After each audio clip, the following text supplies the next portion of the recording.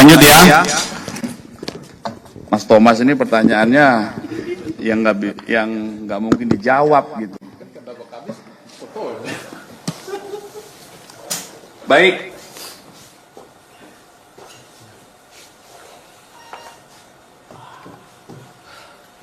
Rekan-rekan, kami izin menyampaikan update tentang penanganan perkara dugaan tindak pidana pencemaran nama baik dan atau fitnah dan atau manipulasi penciptaan, perubahan, pengerusakan informasi elektronik yang dianggap seolah-olah data yang otentik dan atau mengubah, mengurangi, melakukan transmisi, merusak, memindahkan, menyembunyikan suatu informasi elektronik milik orang lain. Ini bunyi pasal ya. Dan atau pencemaran nama baik dalam bentuk informasi elektronik sebagaimana diatur di pasal 310 KUHP dan atau pasal 311 KUHP dan atau pasal 35 Yunto 51 ayat 1 Undang-Undang Nomor 11 2008 tentang ITE yang sudah dirubah akhirnya menjadi Undang-Undang Nomor 1 2024 yang itu merupakan perubahan kedua ya. Jadi perlu kami sampaikan rekan-rekan bahwa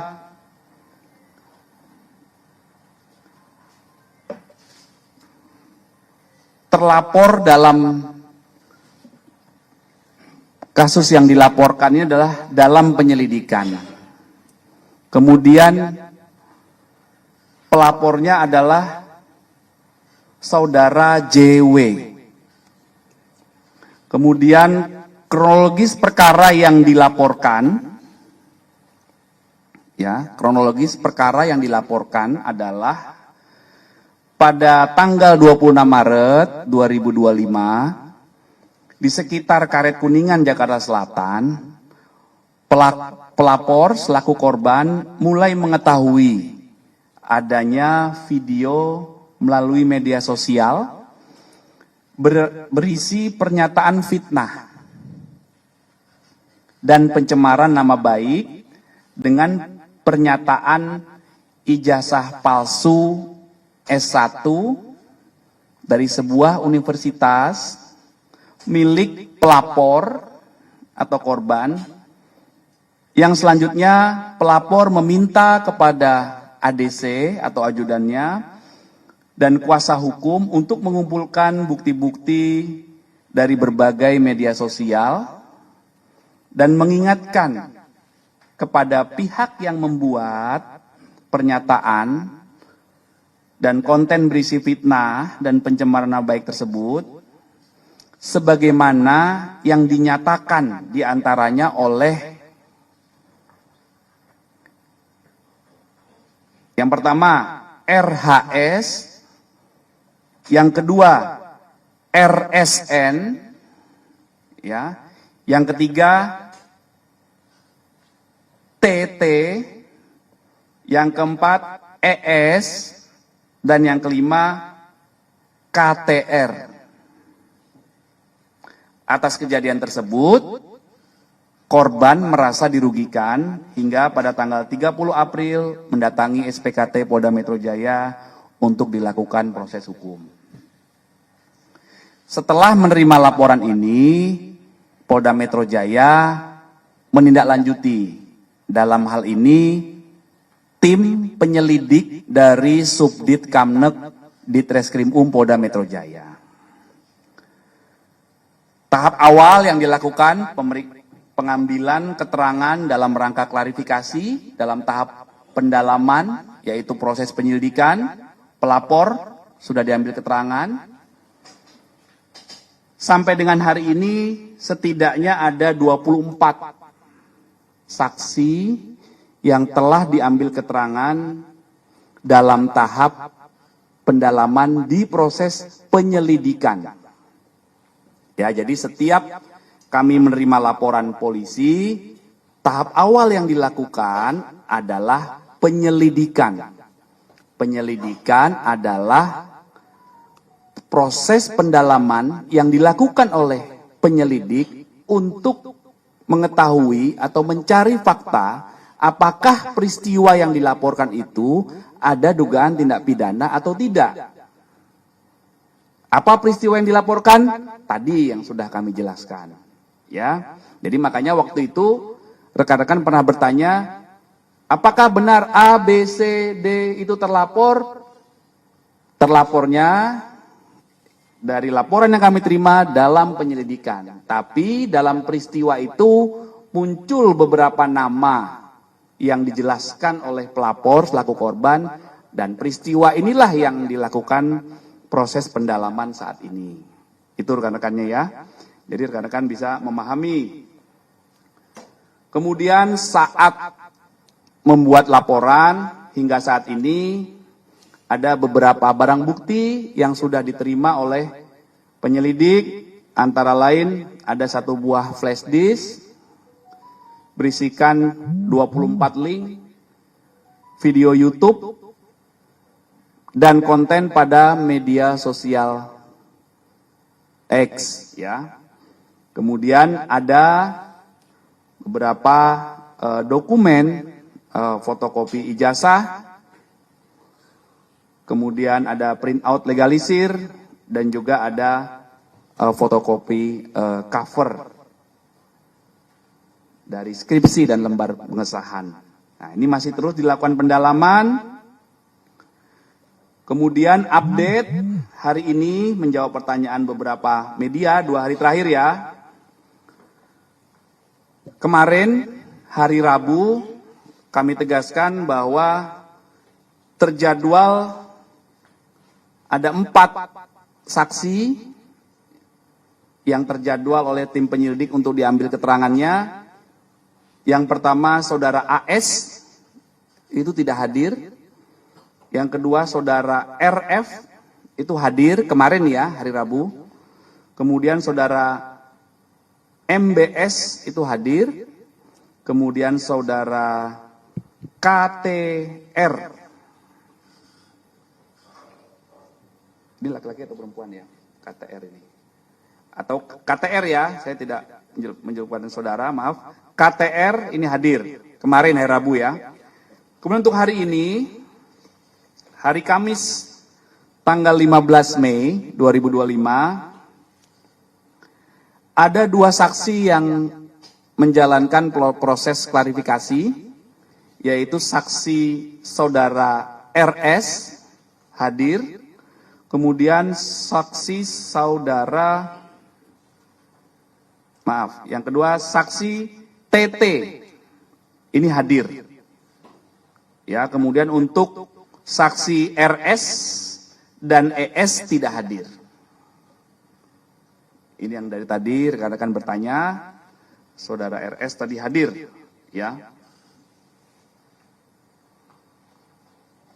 Itu rekan-rekan update-nya, jadi mohon waktu, ini proses masih berjalan, ada update, nanti silakan kita komunikasi lebih lanjut ya. Oke.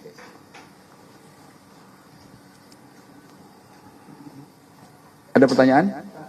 Iya. Berarti pihak kepolisian sudah mengantongi ijazah milik pelapor JW dan lembar pengasahan skripsi milik pelapor. Fotokopi. Tadi saya jelaskan fotokopi. Fotokopi ya. Oke. Ini masih tahap penyelidikan. Kemarin Pak Abraham Samad menyebutkan jika dirinya belum mendapatkan panggilan pihak kepolisian dan juga dia merasa heran karena dihubungkan dengan kasus tudingan ijazah Jokowi ini. Dari kepolisian, apakah memang benar memanggil Pak Abraham Samad juga atau tidak Pak? Penegasannya juga. Bentar ya.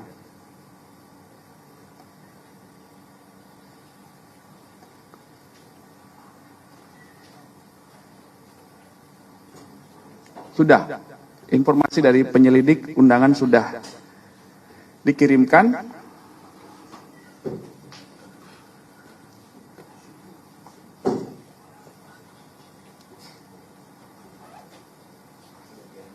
saksi adalah orang berdasarkan fakta yang ditemukan oleh tim penyelidik. Jadi saat ini tahapnya namanya penyelidikan. Dan tahap penyelidikan ini, penyelidik mengumpulkan fakta-fakta dari pelapor, dari korban, kemudian saksi-saksi yang dijelaskan oleh korban, kemudian dari peristiwa utuh muncul saksi-saksi. Jadi siapapun yang dipanggil saksi oleh tim penyelidik, maka pasti dibutuhkan keterangannya untuk membuat peristiwa ini menjadi utuh di tahap penyelidikan awal. Ya, sekali lagi penyelidikan adalah upaya penyelidik untuk mengumpulkan fakta untuk menentukan apakah peristiwa yang dilaporkan oleh korban ini ada tindak pidana atau tidak. Nah, itu tahap awalnya dulu. Ya, oke.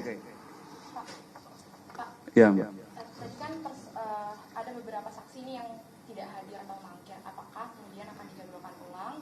Dan selanjutnya ini ada saksi lain juga yang akan dipanggil untuk pemeriksaan?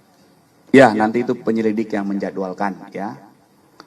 Ada mekanisme pemanggilan lagi, penjadwalan ulang, ada salah satu saksi juga komunikasi dengan penyelidik, ada yang menyampaikan sakit, nanti disesuaikan lagi waktunya, bisa dilakukan komunikasi, ya. Ini ada dugaan saksi lain yang akan dipanggil juga atau dari nama-nama itu saja? Nanti kami pastikan, ya, oke. Pak, kalau dari Polda sendiri akan seperti Bareskrim kira-kira. Kami kan tuduhan ijazah palsu, Pak, akan diperiksa juga nggak, Pak, keautentikan ijazah palsunya si pelapor, Pak?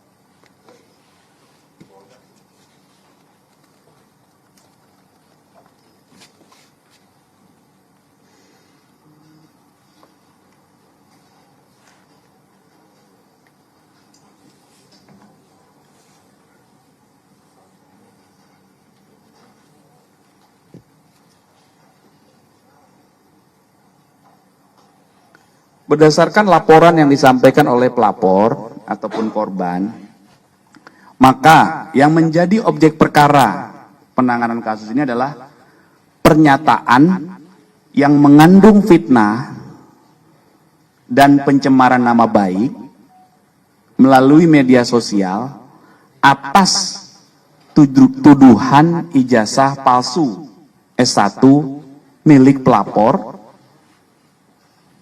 kemudian skripsi, berikut lembar pengesahan. Nah, inilah yang akan didalami, ya. Tahapan-tahapan itu nanti akan dilakukan. Penyelidik juga akan berkomunikasi dan melakukan pendalaman terhadap beberapa ahli, ya, untuk pengambilan keterangan. Karena proses penyelidikan itu adalah tadi untuk membuat terang atau melengkapi fakta apakah peristiwa yang dilaporkan itu merupakan tindak pidana atau bukan. Yang kedua, itu adalah merupakan proses pengumpulan fakta-fakta, barang bukti, dan alat bukti.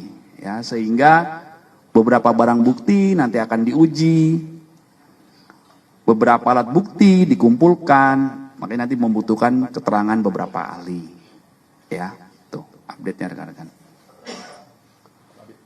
Izin Pak, ada beberapa pertanyaan. Yang pertama, ini kan tadi kan udah ada yang selesai diperiksa ya Pak. Nah, dan Bapak tadi menjelaskan kalau dalam laporannya itu memang disebutkannya terapornya adalah dalam lidik ya Pak ya. Iya. Tapi kemudian ingin meminta penegasan aja, apakah nama-nama yang diperiksa hari ini itu keluar setelah ada dari pihak pelapor menyampaikan kalau mereka inilah yang terkait dengan yang peristiwa yang tadi disebutkan. Itu yang pertama. Yang kedua, saya jawab satu-satu. Iya.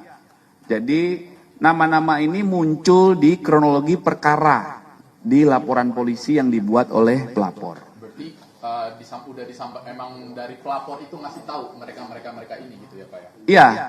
Namun tidak menunjuk siapa terlapornya. Jadi paham ya? Jadi seperti gini analoginya. Korban kehilangan motor. Dia belum tahu siapa pencuri motornya.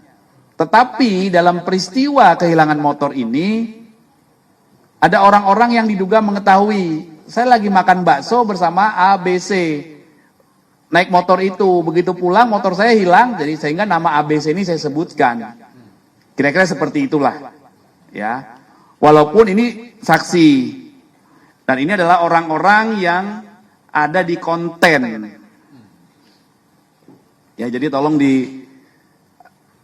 cek lagi pernyataan saya tadi tentang kronologis perkara yang dilaporkan, ya, bahwa Berarti pelapor spesifik ada mention orang-orang ini gitu ya? ada di laporannya, tapi terlapornya tidak disebutkan siapa, karena ini membutuhkan proses pembuktian. Ya, jadi ketika rekan-rekan bertanya, apakah terlapor, kapan terlapor? Ini bukan terlapor, gitu loh. Ini adalah saksi dalam sebuah peristiwa yang dilaporkan. Nah, ini juga harus dipahami oleh rekan-rekan. Pak, pertanyaan keduanya. Iya. Tadi sempat dimention sama pihak yang sudah diperiksa, kalau surat panggilan dia itu spesifik terkait peristiwa di tanggal 26 Maret. Dan Bapak tadi mention peristiwa di 26 Maret itu ada kegiatan yang berisi memberikan fitnah dan segala macamnya. Iya. Jelaskan nggak itu? Ngapain sih Pak di 26 Maret itu? Kan tadi sudah saya jelaskan ya kronologinya ya. Maksudnya apa pergumulan apa yang terjadi di situ gitu loh Pak, yang dibahas gitu. Kenapa? Ya ini Soalnya si yang udah diperiksa ini bilangnya dia cuman ya nggak ada apa-apa, cuman ngumpul buka puasa bersama bahkan dia bilangnya gitu, Pak. Jadi sekali lagi ya, saya jelaskan ada sebuah peristiwa yang dilaporkan oleh pelapor. Apa peristiwanya? Yaitu tanggal 26 Maret di sekitar Karet Kuningan yang tadi itu. Nah, itulah yang didalami dari peristiwa yang disampaikan itu, ada pidana atau tidak. Gitu. Itu yang didalami. Kayak mereka pamer apa ngasih tahu kalau ini jasa dia palsu gitu maksudnya Pak. Apa gimana? Ini ya. Pelapor atau korban mulai mengetahui adanya video di media sosial yang berisi pernyataan fitnah dan pencemaran nama baik dengan pernyataan ijazah palsu S1 milik korban. Selanjutnya korban meminta, ini kan kronologis, minta ADC dan kuasa hukum membuka bukti-bukti dan mengingatkan kepada pihak yang membuat, makanya dicatat ini, yang membuat pernyataan dan konten berisi fitnah dan pencemaran nama baik tersebut, sebagaimana yang dinyatakan di konten tersebut oleh saudara RHS. Itu loh, ini yang didalami peristiwa ini, yang dialami. Korban ini merasa dirugikan, kemudian menjelaskan peristiwa itu kepada penyelidik. Inilah yang didalami, diungkap faktanya. Ini seperti apa faktanya? Ada nggak dugaan tindak pidana di sini? Itu namanya tahap awal penyelidikan. Nanti faktanya apa? Ya itu tergantung dari pengumpulan fakta-fakta oleh tim penyelidik. Nah, jadi paham ya? Jadi itulah sebuah tahapan atau proses yang sedang kami lakukan.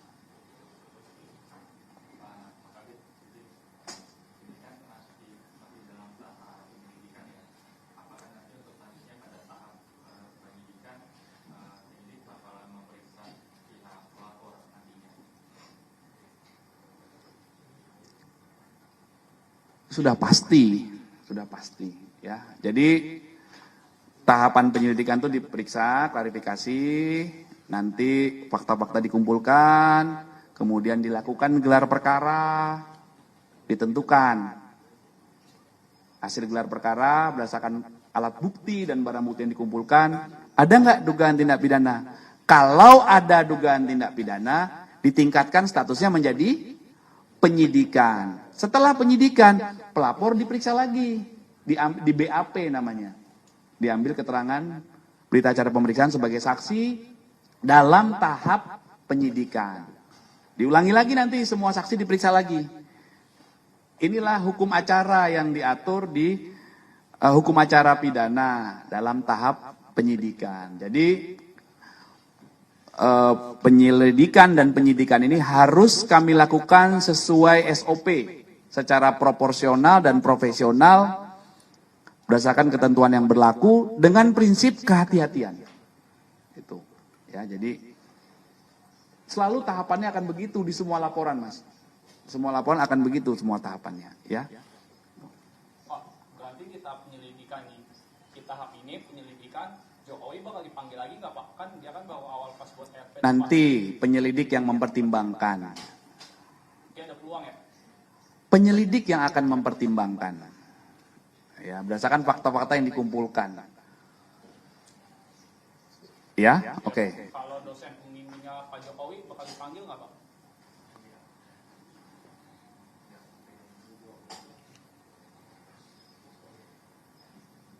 Dosen pembimbingnya. Iya Pak, kan kemarin sempat upload. Nanti kami cek, ya. Kami cek ke penyelidik ya.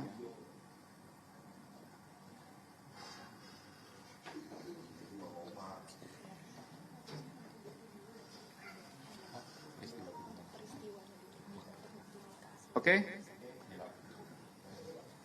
Jadi biar edukasi juga. Jadi pertanyaannya itu biar nyambung gitu.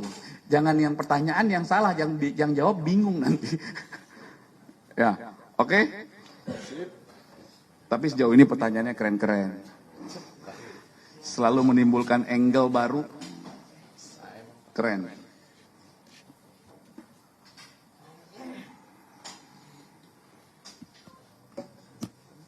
Iya.